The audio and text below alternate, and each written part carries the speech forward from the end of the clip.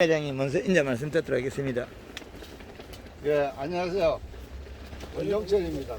저는 기계 두봉산 사과작목반 회장을 맡고 있습니다. 그리고 기계 사과 유통센터 여기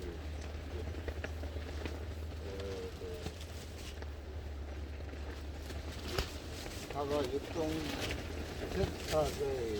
이제 또 회장직을 맡고 있습니다. 봉선 회장 하고 있습니다. 사실 참 기계는 우리 사과 농사로서는 제일 마지막 그 한계 지점이라고 보고 있습니다. 일기가 현재 이제 아열대를 이렇게 변하면서 기후 조건이 최악이죠. 그래서 해마다 이제 우리 사과 생내는데 굉장한 그 어려움을 느꼈어요. 지금 가운데 그러다 우리 박 회장 만나가지고 좀 힘써달라 이러니까 또 이제 흔쾌히 성명하고 최대한 돕겠다고 이렇게 약속이 돼가지고 작년부터 일부 시행을 하고 있는데 여러분 오늘 어렵게 회장 박 대표님 초청했으니까 강의 잘 들으시고 금년도 농사에 보탬이 됐으면 좋겠습니다. 네, 감사합니다. 네, 우리 농장 류병인 여기 사장님 인사 말씀 이렇게 자리도 마련해주고 아예 은길에 예. 찾아오시라고 수고하셨습니다. 예. 저는 유병렬입니다. 예. 여기 잘 받으시죠. 예, 회장 앉아 있어. 예. 우리 박 대표님은 창녕에 계시면서 창원이요. 창원 예. 예, 창원에 저서지를 갖고 있습니다. 지금 강원도 이제까지 교육을 다니시고 그렇습니다. 이제 시간이 안 되는 걸 억지로 한번 이제 지금쯤 한번 와가지고 목련시비나 하는 거 이야기 한번 해주시고 또 7월달 6월달, 한 6월달쯤 때가 한번 오시고. 계속 회장님 뜻에 따르겠습니다. 그래서 오셔가지고 또 이제 마지막 생내는데 또 지도를 좀 받을까 그렇게 생각을 하고 있습니다. 박 대표, 예.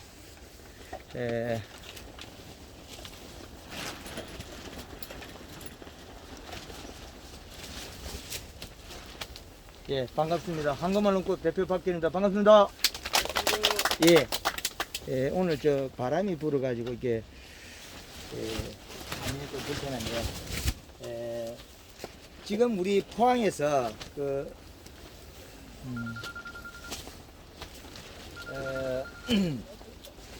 오늘 3월 21일인데 우리 여기 농장 유병용 사장님 농장에 밭에 지금 한번 잠깐 보고 왔습니다.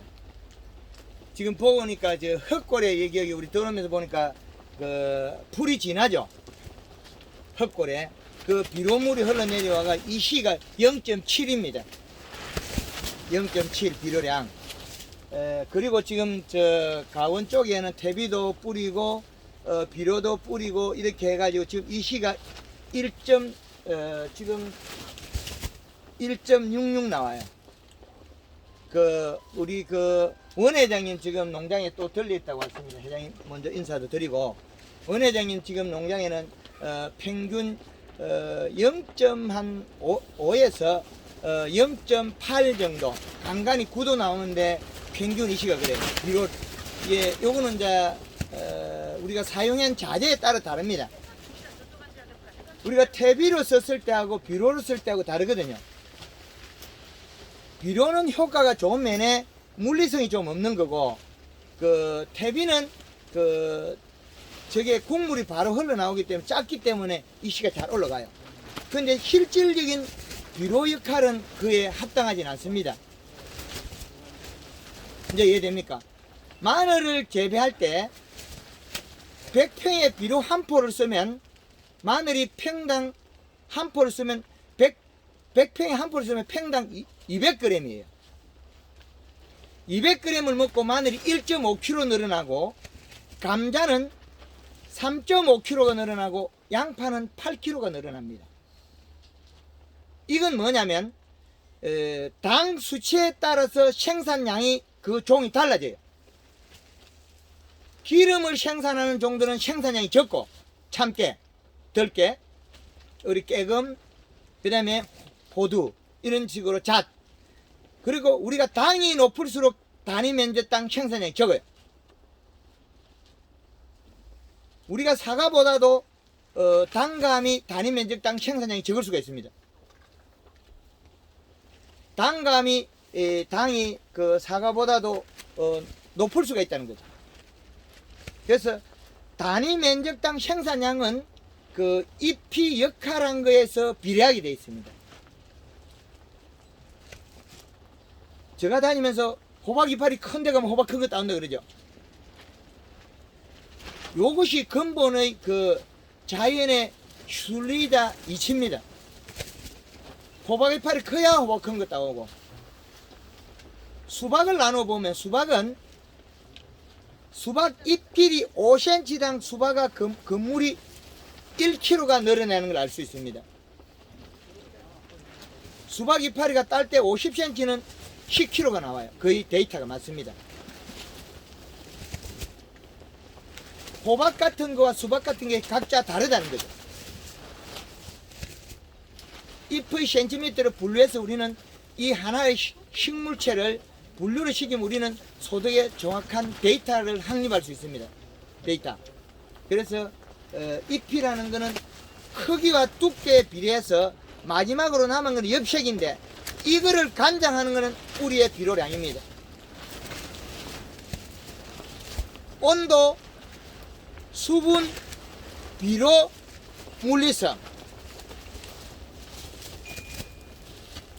이거에 의해서 잎의 크기가 달라질 건데, 잎의 크기는 초기에 안 자라는 게 자기 몫이에요. 많이 자랄 필요가 없어요. 자기는 우리가 원했던 거는 과실을 크기 위해서 크게 원했으나 자기 생명이 살아남는 데는 그래 큰 잎이 중요하지 않은 겁니다. 왜?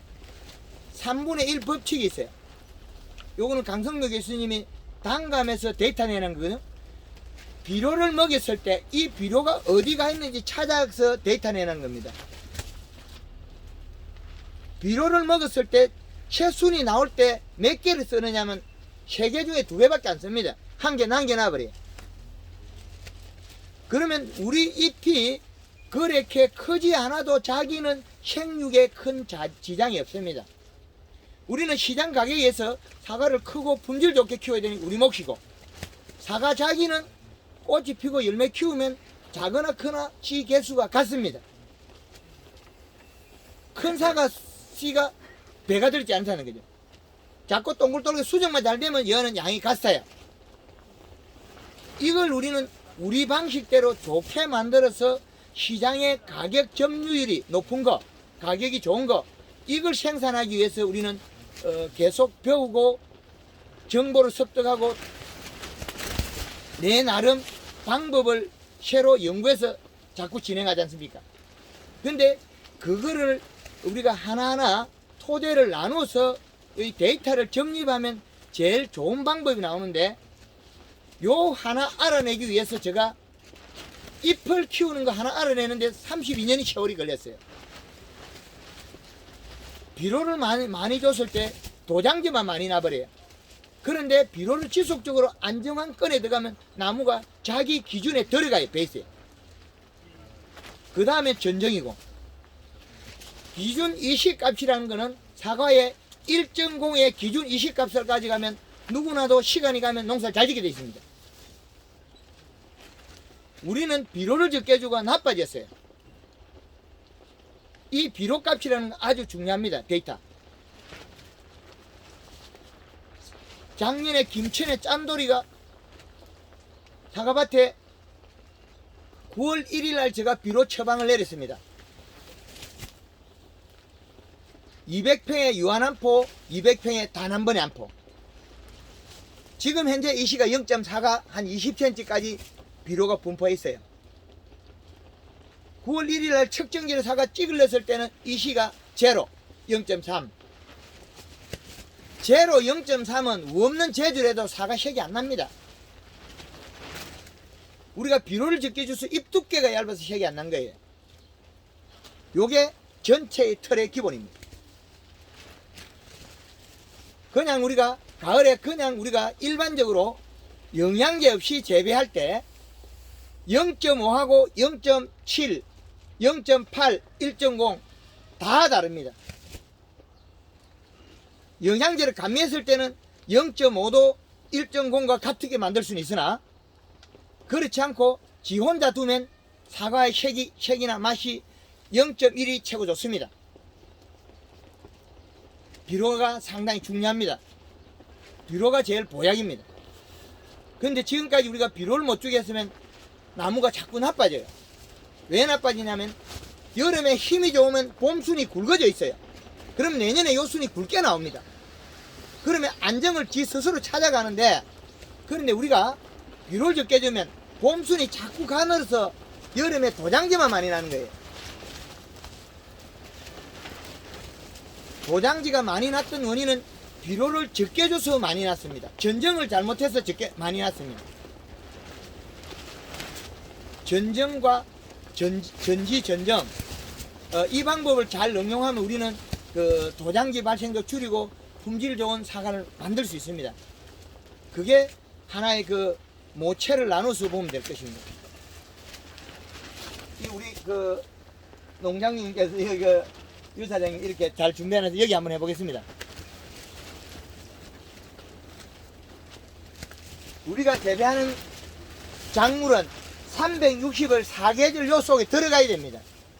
들어가는데 사과라는 놈은 큰 축을 나누면 4등분으로 사계절 나눠서 월배를 정리하면 되거든요. 12월 31일, 3월 31일, 6월 30일, 9월 30일. 자, 요 큰 틀을 정리해놓으면 사과에서는 비료량이 사계절의 비료량을 보면 전종을 나눠서 보면 복숭아는 유달리 비료량이 적기 때문에 별개입니다. 죽지 않고 잘 자라는 비료량을 보면 겨울에는 2.4, 봄 가을에는 1.8의 이시가 되면 비료량입니다. 여름에는 1.5.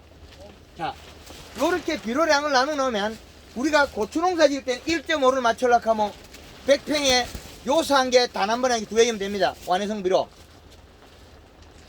요소 하나. 고추 농사는 그럽니다. 그런데 가을에 심는 마늘은 비료를 갖다가 완효성을 5개에서 6개 해야 됩니다. 100평당. 그리고 지금 단위당 이야기하는 거는 100평을 기준으로 잡겠습니다. 100평을 기준으로 잡지 않으면 섬세함이 떨어져요.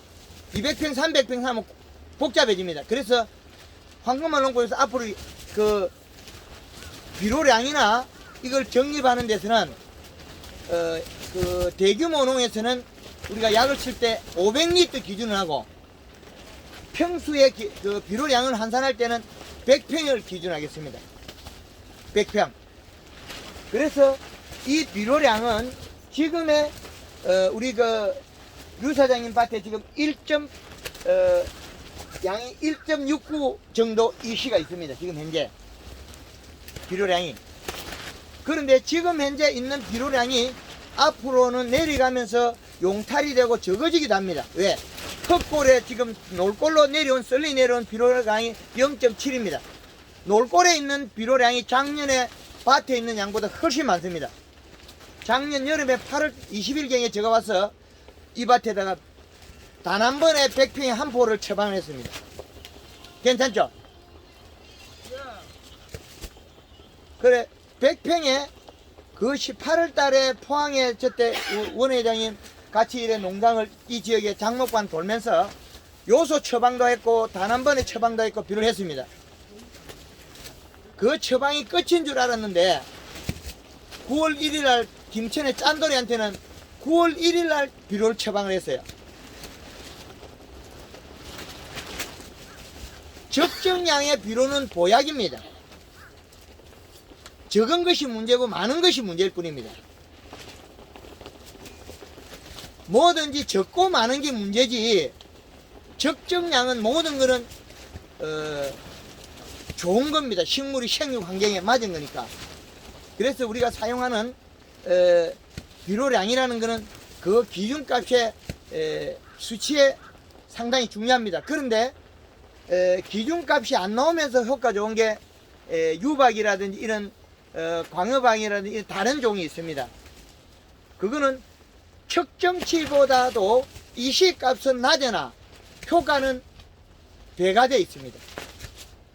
그런 거는 우리가 농가에서 경험으로 해서 일부 적정량을 맞춰서 시비해야 될 겁니다. 비료는 뿌리면 이시에 나타나고 잘 됩니다. 그러나 유박이라든지 광어박이라든지 뭐 이런 다른 제품들이 많이 있습니다. 그건 좀 따로 별개로 생각하셔야 됩니다. 자, 지금 우리가 1월달은 지났고 2월달 3월 오늘 21일입니다. 3월 21일 날 우리 여기 지금 꽃이 피는 시기 언제죠? 4월 15일. 4월 15일. 예.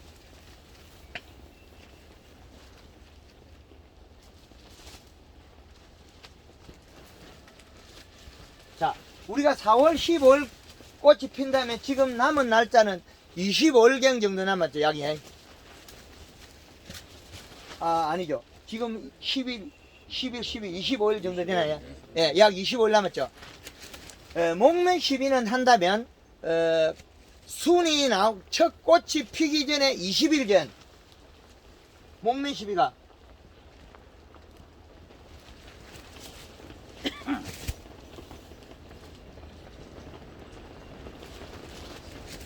자, 20일 전에 1차 목매 시비를 하면 좋습니다. 20일 전에 목매 시비를 할 때 어떤 방법으로 쓸 거냐는 거든요. 영양 공급에서 잘할 뿐입니다. 20일 전에 할 때 우리가 이 시기에 설탕 10kg, 골드 그린 2리터. 설탕을 왜 10kg 쓰냐면 개화에 냉해를 이기고 수정이 잘 되라는 목적이 있습니다. 전년도에 우리가 그 봄 냉해로 인해서 중부 지방 이하까지 거의 그 냉해를 입어서 꽃이 그 수정률이 낮았거든요. 그리고 꽃이 피다가도 얼어서 피해를 봤는데 그렇게 피해가 일어나도 멀쩡한 나무들이 있어요, 가운데. 그걸 보면 단풍이 잘 들어서 몸속에 탄수화물 농도가 높다는 겁니다. 그래서 봄에 사용하는 설탕은 봄 냉해를 이기고 수정률을 높이는 데 목적이 있습니다. 10kg 주면 10kg 다 먹으면 얼마나 좋겠습니까? 다 안 먹습니다. 흡수가 많이 안 됩니다. 제주도 밀감에 가서는 겨울에 눈 맞은 밀감에 설탕 10kg를 바로 처방했어요. 그래서 열매를 쫄아 붙여가지고 잎의 연소를 이동시켰어요. 잎에 설탕을 먹으면 얘들이 따뜻하다고 느끼기 때문에 자기의 순환이 잘 됩니다. 순환이 안 되면 그때부터는 식물이 그 생산량이나 모든 게 감소하게 돼 있어요. 그래서 순환이 잘 되기 때문에 요 설탕은 햇볕으로 만들어야 되는 광합성을 지금 피부로서 하고 있습니다. 벌써 우리 봄비에 의해서 수분으로서 피부 광합성을 해서 자기는 벌써 생산을 하고 있습니다. 그런데 우리가 인위적으로 설탕을 주면 얘는 더 좋습니다. 봄 되면 색이 가지가 붉게 되고 푸르게 되고 진해지는 원인은 피부로서 광합성을 합니다. 그 자기 몸에 있는 에너지를 활성화시키고 있어요. 대사적인 활동입니다. 그래서 이렇게 하는 거고, 요와 1차 목면 시비와 2차 목면 시비는 꽃피기 3일에서 5일 전, 꽃피기 3일에서 5일 전에, 요때 설탕은 5kg, 골드그린은 2리터. 지금 피부로서 흡수되기 때문에 2리터 쓰는 거지, 잎이 나면 요걸 1.5리터로 낮춰요. 제주도 12월 달에 무에 설탕을 얼마를 썼냐면 7.5kg를 써가지고 무가 어는 걸 방지해 줬어요. 무청 위에 눈이 와가지고 얼음이 얼어도 이기는 방법을 가르쳐 준 게 제주도에 설탕 7.5kg에 골드 칼라 2리터 썼습니다. 써서 제주도 무가 젊은 친구가 20만 편 산 거를 얼어서 죽지 않고 얼지 않게 만들어 줬다는 거죠. 그게 제주도에서 그렇게 시행했습니다.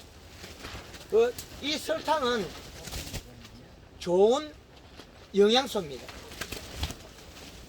비료 공장이 안 만들었다고 해서 비료가 아닌 게 아닙니다. 이거 영양소 좋은 겁니다.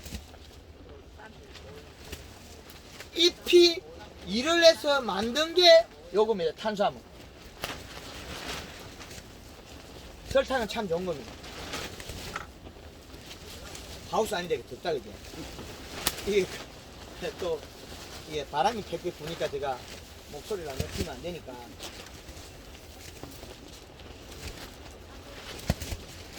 이 목면 시비가 전년도에 단풍이 들어서 자기가 역할한 뜻을 여기다가 우리가 인위적으로 공급한 겁니다.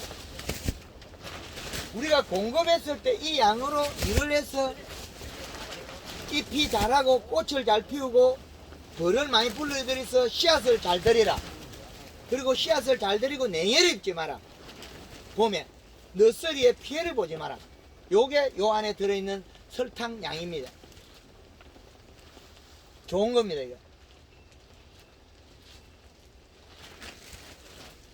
그리고 목매 시비를 하고 나면 수정률이나 이게 다 좋아지기 때문에 나쁜 뜻은 없습니다. 그 나무가 먹었지 황금을홍국 대표가 먹은 것도 없습니다. 설탕 내가 안 먹었어요. 본인 농장에 나무가 먹은 겁니다. 요 설탕이 왜 이렇게 전에 옛날에 처음에 초창기에는 3kg밖에 안 갔는데 왜 작년부터 늘었냐면 작년에 냉해로 인해 가지고 사과나무에 자두나무에 복숭아나무 피해가 크더라는 거예요. 그런데 그 가원 속에 멀쩡한 나무가 있더라는 거죠. 그거는 가을에 단풍이 잘 들은 나무, 도장지가 안 나는 나무, 사과가 크고 잎도 큰 나무. 그래 그 기준을 맞추기 위해서 요 설탕이 들어갔습니다. 그리고 우리가 이제 봄에 잎이 나면 연면십이 들어갑니다.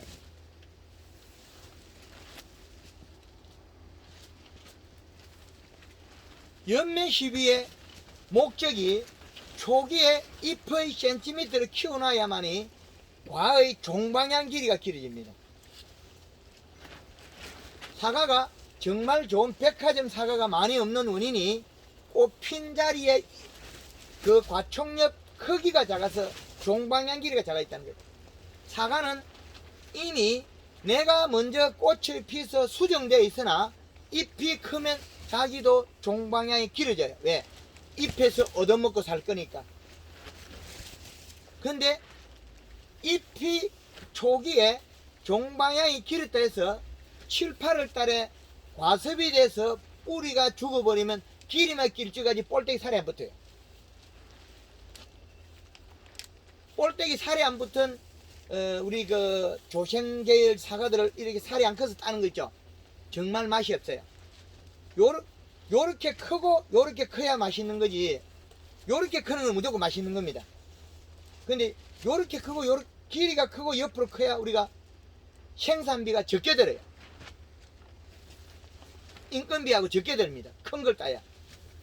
작은 거 50개 따나 큰 거 20개 따나 인건비가 큰 게 많이 듭니다.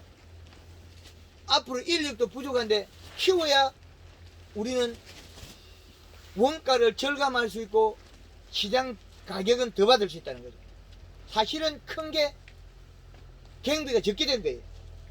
소비자는 큰 걸 돈 많이 주잖아요. 그럼 우리 큰 거 키워야 돼.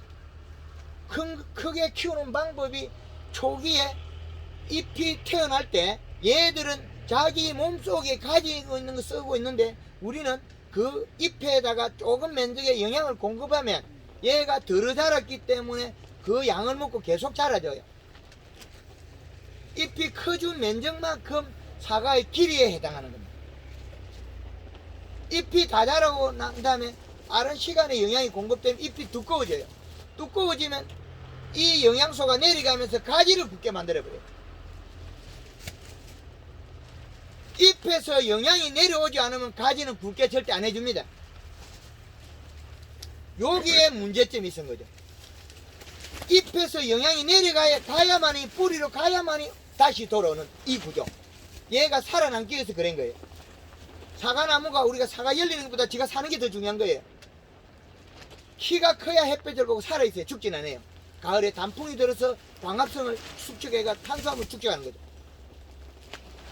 무조건 많이 오는 놈한테 많이 영양이 흐르게 돼 있어요. 우리는 새순이 났을 때 도장지가 나기 전에 연면십에 영양을 많이 먹여서 잎을 살을 찌워서 크게 키우고 그렇게 하면 요 아래까지도 굵어져서 전 다 대과가 됩니다. 대과를 만드는 방법이 지금 여기에서 나타나는 겁니다. 초기 연면 시비에서 잎이 먼저 나고 늦게 나고 차이인데 요 성장부는 두 개 다 먼저 난 놈도 요 크기만큼 있고 요것도 크기만큼 있어요. 작은 것이 영양을 계속 공급받으면 같이 똑같이 커요. 그러면 잎이 크기만큼 흡수가 돼서 두께가 늘어납니다. 이 동작들이 도장지 나기 전에 이뤄서 그 가지가 굵어져야만이 사과가 잘 크는 구조가 되어 있어요. 요 부분 하나 알아내는데 제가 32년 걸린 세월입니다. 비료를 많이 주니까 사과 감이 이만해지는 게 아니고 도장지만 있다면 이제 우리가 사과를 작은 걸 따도 도장지 있다는 나오잖아요. 그게 요겁니다. 잎을 키우고 잎을 빨리 두껍게 해줬으면 먼저 가지가 굵어져서 뿌리 영양이 오도록 돼 이쪽으로 이 가지로 아래까지로 온다는 거죠. 그런데 이 타이밍이 늦어버리면 이 가지가 도장지보다 굵기가 간이 작기 때문에 도장지로 영양이 흘러버려요. 작년에 우리 유 사장이 그랬죠. 도장지는 이딴만 하고 사과는 이딴만 하고 그게 봄순을 굳게 만들어버리면 사과는 이딴만 하고 도장지는 이딴만 해야 돼. 이 구조를 바꾸는 게 우리는 지금의 할 일이에요. 그거를 사과나무가 잘 되라고 계속 도와줘야 되거든요. 잘 도와줘서 소비자가 돈을 많이 주고 사도록 만드는 게 우리 목적이에요. 크게 키운 것이 생산량이 많이 늘어납니다. 원가는 전략됩니다. 원가 전체 한산하면 전략됩니다. 그래서 초기 연면 시비는 며칠 만에 먹느냐면 연면 시비는 7일 만에 먹는데 연면 시비는 7일이라는 숫자가 나옵니다. 비가 오면 전에도 연면 시비를 할 수 있고 후에도 할 수 있습니다. 왜 이렇게 되어 있냐면 비가 오면 이동을 많이 하고 성장을 많이 합니다.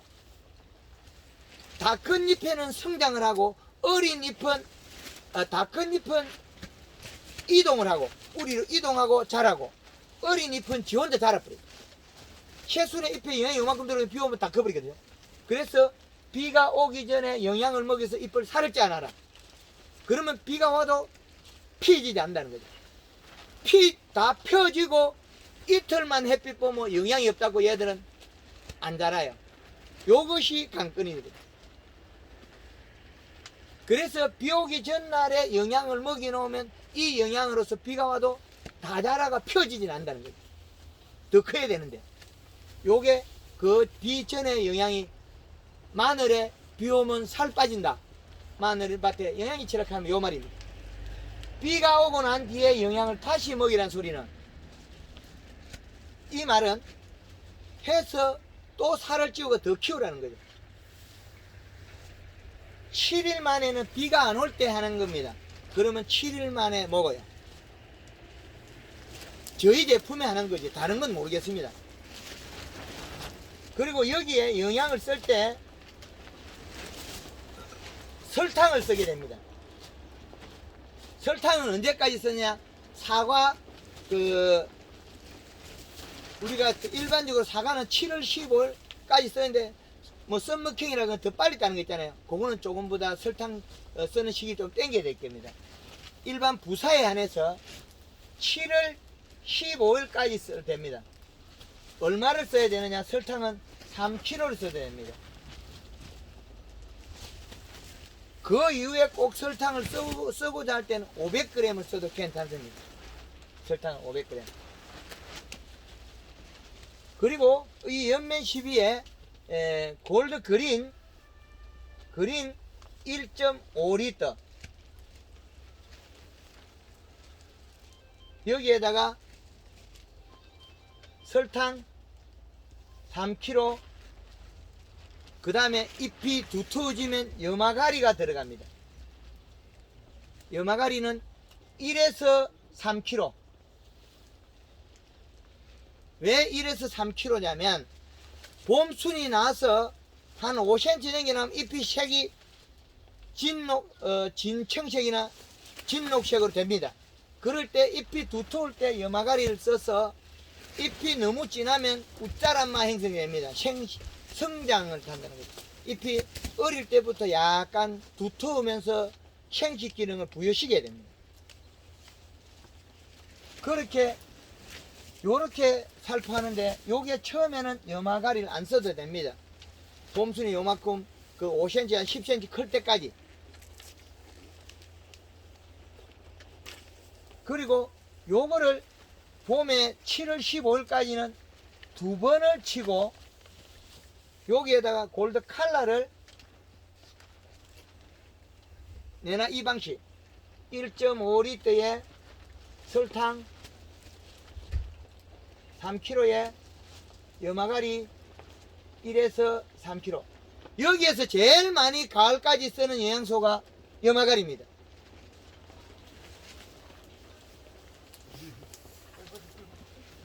제일 많이 쓰는 게 염화가리인데 설탕도 계속 써도 괜찮습니다. 7월 15일부터 500g 쓴다고 사과가 문제 있는 게 아닙니다. 괜찮습니다. 좋은 겁니다. 그때는 잎이 두텁고 좋으니까 하지 말라 했을 뿐이지 설탕을 쓰면 좋습니다. 제가 이야기한 이 영양은 저희 황금을농부에서 개발해간 제품일 뿐이고 안 써도 괜찮아요. 그거는 내가 방법만 잘 맞추면 어떤 세상에는 자재들이 많습니다. 자기 방법을 요 방법에 대입해서 하면 됩니다. 저희 거 아니라도 더 싸고 좋은 게 있으면 그걸 대입해 하시면 됩니다. 제가 개발했을 때 저희 걸 쓰는 프로그램을 알려주는 거지 저라는 존재가 전부는 아니라는 거죠. 요렇게 했을 때 뿌리의 비료량을 지금 사과에서 우리 사과의 비료량을 사과의 수분부터요. 수분은 35에서 45%입니다. 자, 수분 빼내고 비료량 어떻게 빼내? 성목의 1.0에서 0.5에서 0.8까지 맞추면 됩니다. 유목은 1.5에서 1.0을 맞춰야 가지가 잘 나옵니다. 어린 나무 심었을 때. 사과나무 척지가 안 나온 게 요것 때 비료량이 적어서 안 나왔습니다. 수분하고 비료량이. 그리고 밀식 재배에서는 0.8에서 0.5를 가져갑니다. 요거 데이터입니다. 우리가 사과 강의하면서 비료량 들어보신 적 있는가요? 사과대학 강의할 때 비료량 들어봤습니까? 이시 데이터.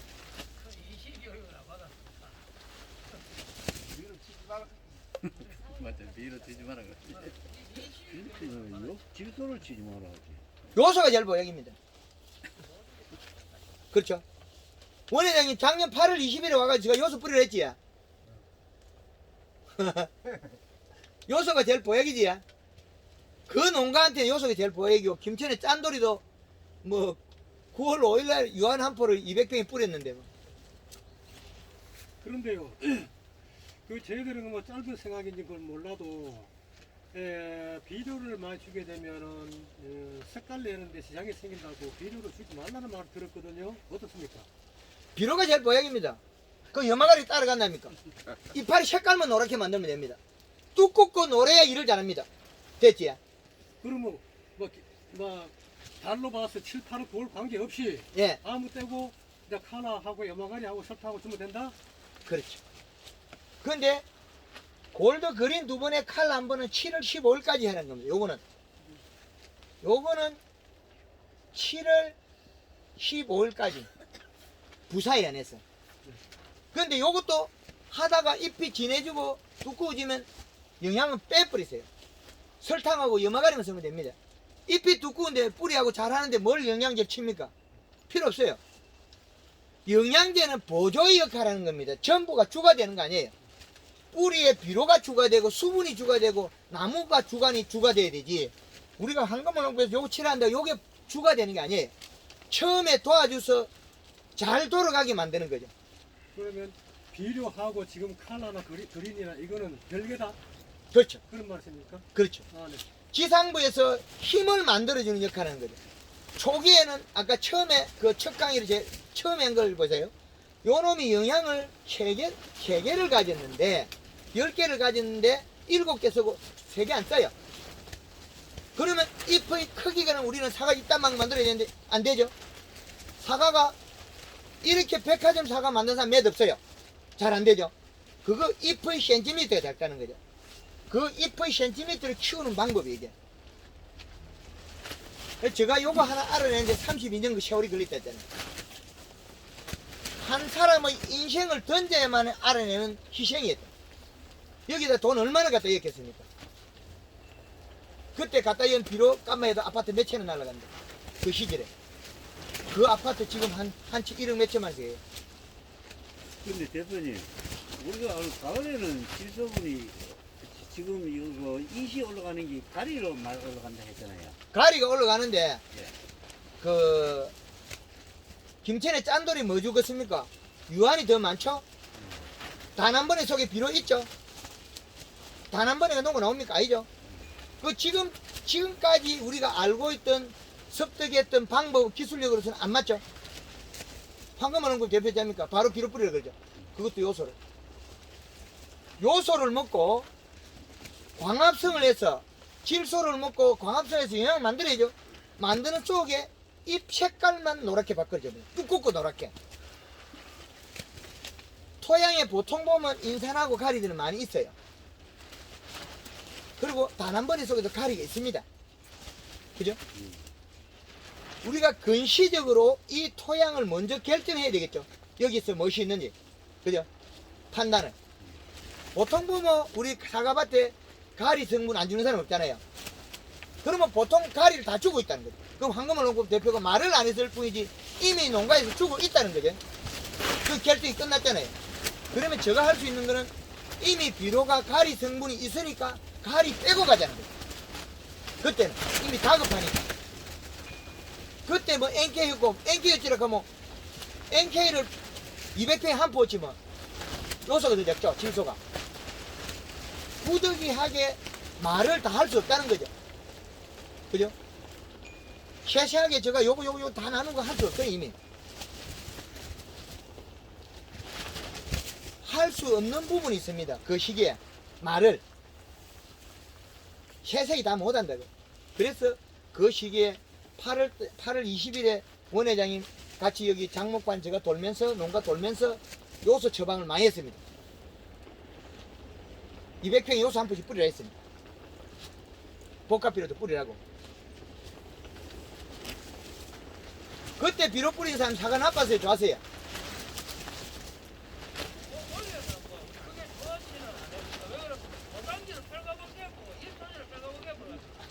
어디 그지 말고 저 위에 비료 뿌린 지 위에 200평이 여수 한 포면 엄청 많이 뿌려지는 건데. 저 200평의 요소 한 포가 아니고 지금 어제 하고 그런데 강의할 때는 100평의 요소 한 포씩 뿌리랬어요. 그 사가 잘 되겠다. 100평의 요소 한 포가 많은 게 아닙니다. 지금 사과 한 번도 안 써봤어. 100평의 요소 한 포는 이 시가 0.8밖에 안 올라가요. 그런데 우리가 퇴비를 매번 많이 줬던 땅은 그렇게 하면 안 됩니다. 측정을 해가지고 내 데이터 맞춰야 돼요.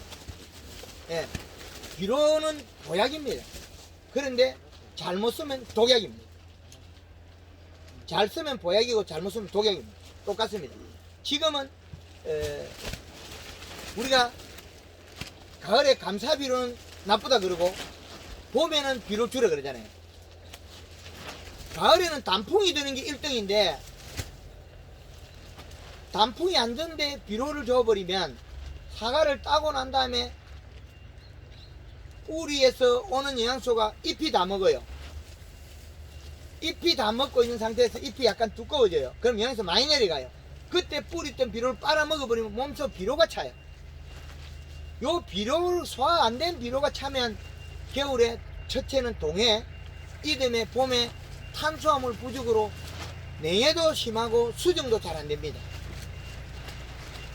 감사 비료의 그 단점이 거기 있어요. 가을에는 단풍이 드는 게. 감사비를 충분해야 되네. 감사 비료 치고도 단풍만 잘 들이면 괜찮아요.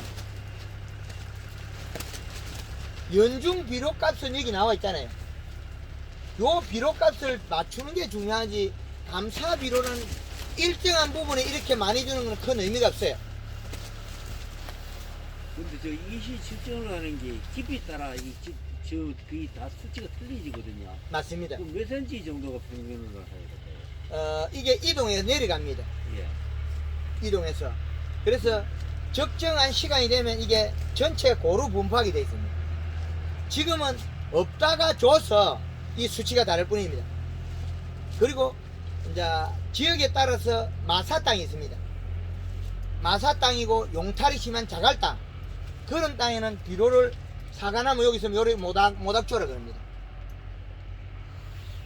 비료 주는 방법도 조금, 우리 밭에는 이런데 토심이 안정적으로 좋은 밭에는 이래 가쪽을 뿌려주면 돼요. 그런데 우리가 용탈이 너무 심한 밭에는 모닥모닥 주는 방법도 있고, 단 한 번에 비료를 줘가지고 꾸준하게 나오는 방법이 있습니다. 그 단 한 번에 주려는 것 같으면 이 시가 낮은 밭에는 한 3포까지 줘야 되는데 100평에 한 2포까지 줘라 그럽니다. 2포를 줘도 그 양이 그렇게 한 번에 나오진 않습니다. 그렇게 많이 나오지도 않을 뿐더러 그 사과나무가 한 번에 많이 먹지도 않아요. 땅에 들어가 있으면 그대로 있습니다. 금방 없어지지 않습니다. 근데 풀 같은 거는 비료 잘 먹어요. 이시 측정할 때 수분하고도 관계가 있습니다. 수분 없을 때는 영 적게 나오는 것 같은데. 안 나옵니다. 접촉이 안 됩니다.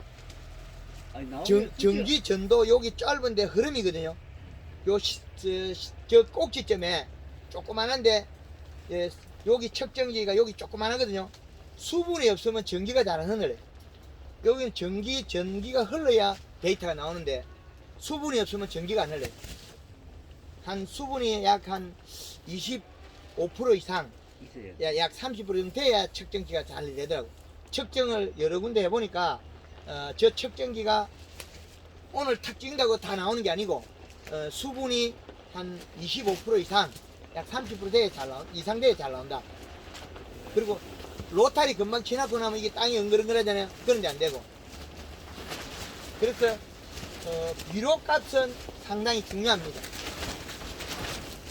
초기 연면 시비로서 잎을 얼마나 성장시킬 거냐인데, 성장시키는 것까지는 좋은데 비료하고 뿌리에 오는 비료하고 잎 두께하고 두 개가 딱 맞아서 일을 잘하게 되면 쬐끄마한 사과는 비료를 많이 안 먹어요. 그렇기 때문에 잎이 색이 진해지면 골드그린 골드 칼라를 안 써도 된다.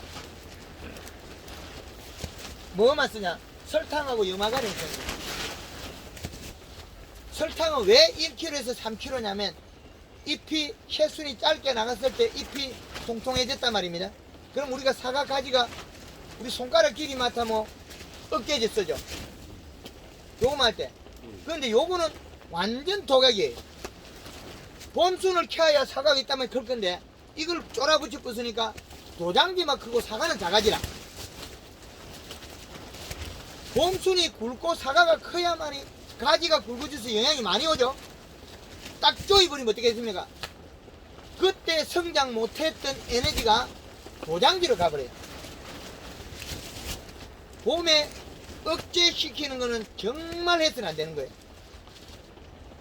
그건 농사 망치는 짓이에요.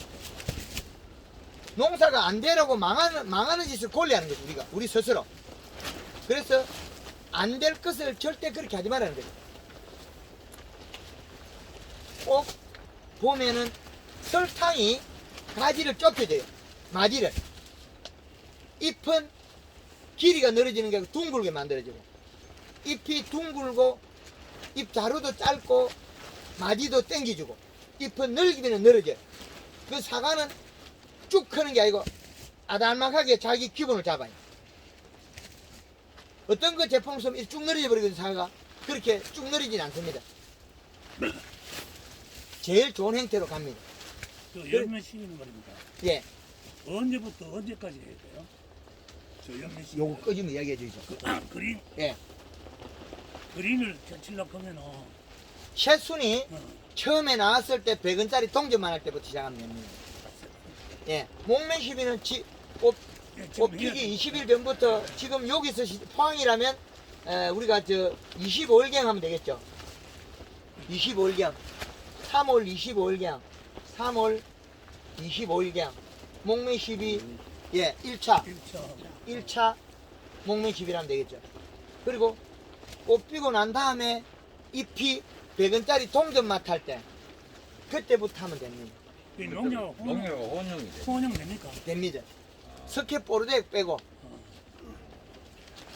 그리고 그또 칼라 저거는 7월달 7월 15일까지 하잖아요. 아니요, 봄에는 두 개를 그린 두 번의 칼라 한 번 쓰고 7월 15일까지 7월 15일 후에 7월 15일 이후에는 칼라만 칼라 1.5리터에 염화가리 작년에 연가를 3kg씩 1에서 3kg 작년에 3kg씩 3kg이면 좋습니다. 왜 좋으냐면 잎에 있는 영양소를 빨리 보내서 과실을 키워야 되거든요. 염화가리 좋습니다. 그런데 우리가 영양을 쓸 때 물 500리터 한 통에 3kg 영양이 없죠? 그죠? 3kg 안 넣죠? 3kg이면 영양이 엄청 많아요. 그런데 식물이 안 죽고 좋은 방향으로 우리 키우는 거거든요. 잎 두께 얇으면 염화가리 3kg 쓰면 안 됩니다. 잎 두께가 두꺼울 때 염화가리 3kg 쓰는 거지, 잎 두께가 얇으면 염화가리 3kg 안 써요. 이렇게 타는 것도 얇아서. 잎 두께가 얇으면 못 이깁니다. 뿌리에 수분이 없어도 못 이깁니다. 단풍 들일 때도 마찬가지예요. 염화가리 10kg면 타버리거든요.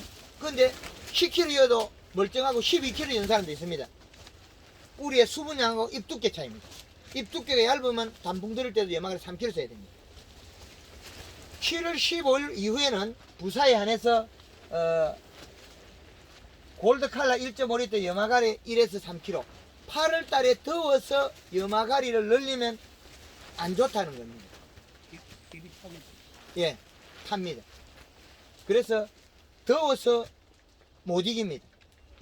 요 비료량이 고추에서 비료량이 1.5가 되어 있죠. 2가 되면 뿌리가 죽는 게 아니고 2.5나 3이 되면 잎이 타버려요. 비료가 많으면 뿌리가 절대 먼저 죽는 게 아니고 잎이 먼저 죽어요. 생장 때문에 먼저 올라가서 일어납니다. 그래서 이 염화가리는 좋은 기긴 하나 활용을 잎 두께에 따라서 나누어 써야 되고, 너무 더울 때는 3kg 넣으면 안 됩니다.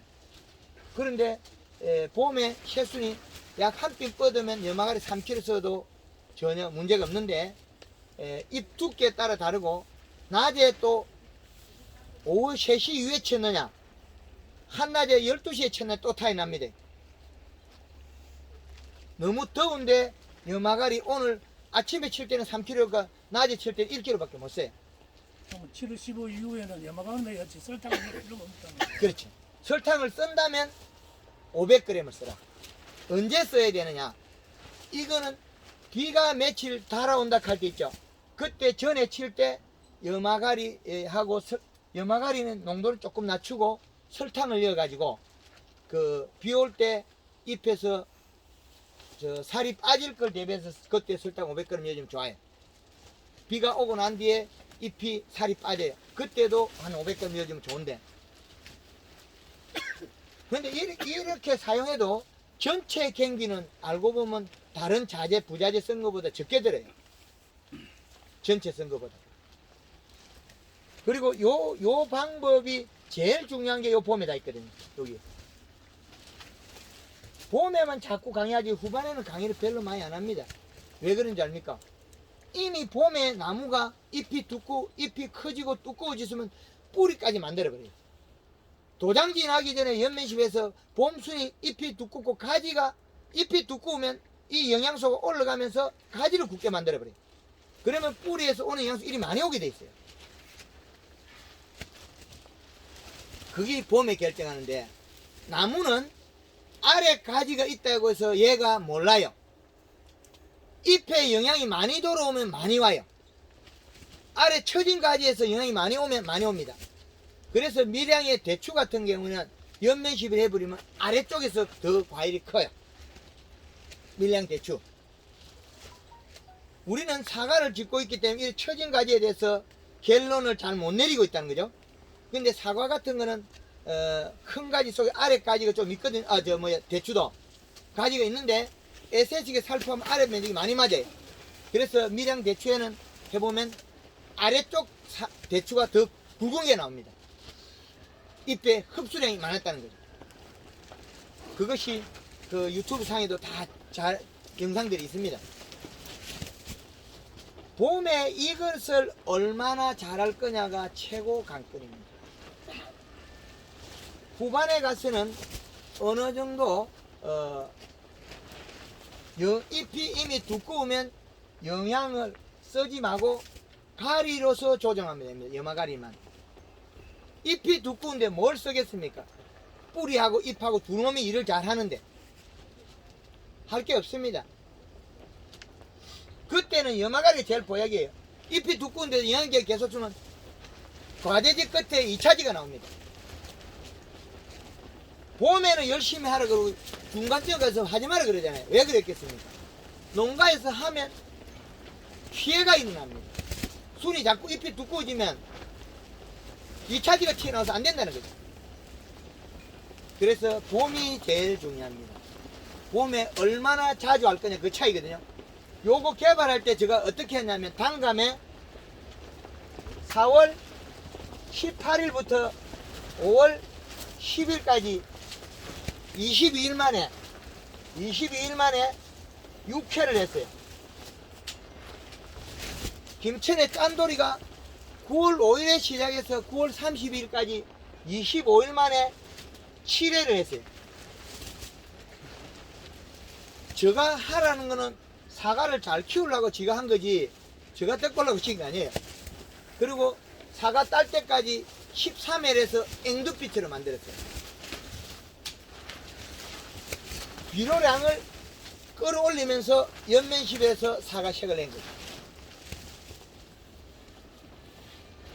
영동에서 또 젊은 분이 전화 와가지고 사과 반사 필링 깔아놓고 갈반에서 잎이 떨어져가지고 사과 당도가 없어 못 먹겠대. 제발 좀 도와달래. 알았다고. 연면 시비하고 비아노 물 뿌리고 반사 필링 깔아놓고 영양제 7번 치고 물 3번 뿌렸어요. 10번 해가지고 잎이 거의 다 떨어지고 없는 것도 맛을 내줘서 직판에가 다 갈았어요. 고맙다 소리 들었거든요 제가요. 비단 이거는 사과에 한 품목이 안 한 거고, 딸기 같은 건 너무 많아가지고 많이 열어가지고 경주에 하동에서 며칠 전에 전화 받은 거는 이미 딸기 하우스 닫아버리기로 했어요. 다 못 따니까. 정말 좋은 농법입니다. 이걸 배워서 활용을 잘하면 됩니다. 황금알 농법 배우고 잘 활용하시면 정말 좋습니다. 대표님 또 궁금한 게 있는데 네, 그린이나 카드를 쓰잖아요. 네.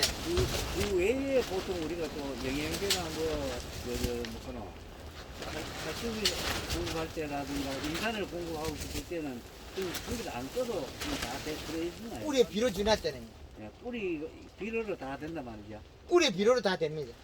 잎이 두껍고 자기 리듬을 다 타고 있기 때문에 필요 없습니다. 그리고 칼라에 칼슘이 다량으로 들어있습니다. 사과 가을에 우리 원회장님 뭡니까? 홍로 일하던 사모님들이 따가지고 잘라먹고 놔주면 그 다음날 되면 뽀얗습니다. 원회장님 사과 제가 10월 달에 요만한 그 홍로 집에 사무실에 있어요. 아직까지 홍로가 있습니다.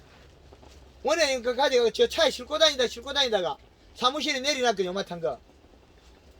아직까지 홍로가 다 안 썩고 있습니다. 옆에 이제 상처가 나고 요만큼 상했어요. 이 농법은 정말 좋습니다. 고구마 같은 것도 그럼 보통 고구마는 며칠 전에 잘 무르잖아요. 안 물러집니다. 그런데 이 농법을 해가 이게 야무로 오래 가면은 시판에 나가면 다른 것보다 판매 시기가 많이 끝나니까 좋겠네요. 복숭아 안 물러집니다. 절대 안 물러져요. 제주도 밀감은 해놔버리면 집에 사다 놓으면 한 톨도 안 썩어요. 제주도 밀감 그 색깔이 안 좋아서 우리 안 먹는 거 아니거든요. 맛이 없어 안 먹지. 근데 제주도도 지금 변화의 바람을 줘요. 우리 사과가 안전지대가 아닙니다. 이파리 뜯어가지고 가지 잘라가 빨갛게 굽어서 익히면 앞으로 소비자 달아나고 있어요. 다음 세대 소비자는 젊은이들입니다. 그 사람들은 예민합니다. 휴대폰이 지금보다 더 나아지면 과일 앞에 갖다 대면 당도가 나와버리면 우리 어떻게 팔아먹을 겁니까? 소비 자체가 안 됩니다. 휴대폰이 이게 못하는 게 있냐고요? 휴대폰이 얼마나 똑똑합니까? 그죠? 휴대폰이 얼마나 똑똑한데 저 휴대폰이 앞으로 당도계가 달리가 나와버리면 우리는 사과 못 팔아먹습니다. 갖다 대보고 맛없으면 안 사가는데 마트에 그 구매자들은 당도 없는 사가겠어요? 안 사가게 합니다. 소비자는 바람보다도 더 빨리 가버립니다. 지금 우리 자녀가 줄어들고 있는데, 인구가 줄어들고 있는데 시장이 얼마나 좁아지고 있습니까? 더 빠른 시간에 좋게 만들어가지고 외국을 팔고 일본의 기적의 사과를 이기지 않으면 우리는 시장 공간이 없습니다. 그런데 우리는 아직까지도 이파리를 뜯어가지고 막 다 뜯어가 팩팩해 노출시키가 그건 가짜예요. 제주도 밀감 노랗고 색깔 좋아요. 한 박스 얼마 하나요? 얼마 안 해요. 12,000원만 좀 사죠. 근데 집에 갖다 놓으면 먹지도 않아요. 왜 그랬겠습니까? 맛이 없어요. 우리 사과들도 마찬가지입니다. 제가 사과를 맛있는 걸 다 먹고는 이제 사과 눈에 보이면 겁이 납니다. 맛없을 것입니다. 우리 회원들 만드는 건 딱 주면 금방 먹습니다. 제가 한쪽 딱 잘라 먹으면 맛없으면 사과 절대 안 먹어요.